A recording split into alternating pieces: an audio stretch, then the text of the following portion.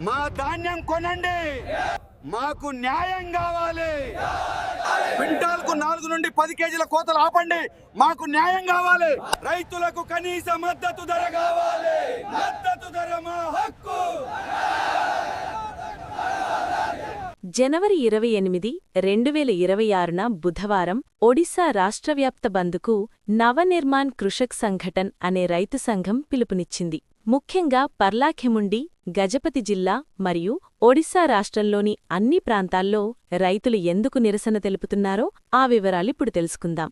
రైతుల ప్రధాన డిమాండ్లు: ధాన్యం కొనుగోలులో జాప్యం, ధాన్యం సేకరణ, ప్యాడీ ప్రొక్యూర్మెంట్ ప్రక్రియలో తీవ్ర జాప్యం జరుగుతుందని, మండీలు, మార్కెట్ యార్డ్లు సరిగ్గా పనిచేయడం లేదని రైతులు ఆరోపిస్తున్నారు. పెట్టుబడి సాయం, ఇన్పుట్ అసిస్టెన్స్, క్వింటాలుకు 800 రూపాయలు చొప్పున ప్రభుత్వం ప్రకటించిన పెట్టుబడి సాయం కేవలం 150 క్వింటాళ్ల లోపు రైతులకు మాత్రమే ఇస్తామనడాన్ని రైతు సంఘాలు వ్యతిరేకిస్తున్నాయి.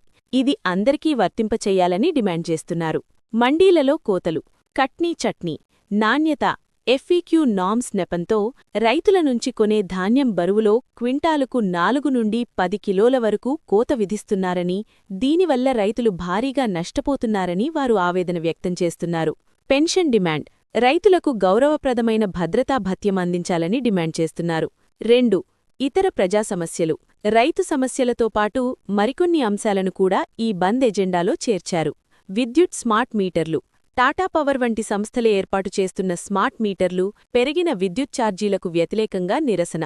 పీయూసీసీ జరిమానాలు: వాహనాల పొల్యూషన్ సర్టిఫికెట్ పీయూసీసీ విషయంలో విధిస్తున్న భారీ జరిమానాలను రద్దు చెయ్యాలని కోరుతున్నారు. ఉపాధి హామీ ఎంజీఎన్ఆర్ఈజీఏ పథకాన్ని మార్చడంపై అభ్యంతరాలు వ్యక్తం చేస్తున్నారు.